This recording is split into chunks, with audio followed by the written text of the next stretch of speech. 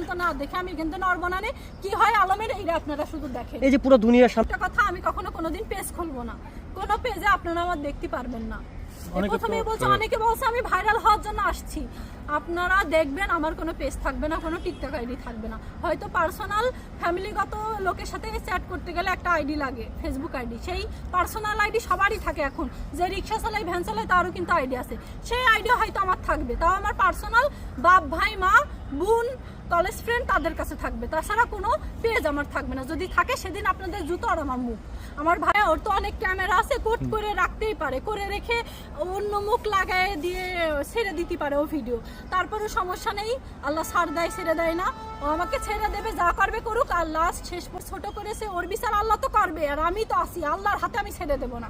আপনি কি ধরনের ব্যবস্থা নেবেন? ব্যবস্থা নেব আসলে মুখে বলে কিভাবে বোঝাবো, কিভাবে ব্যবস্থা নেব। ব্যবস্থা নিলে তখন আপনারা দেখতে পারবেন। আর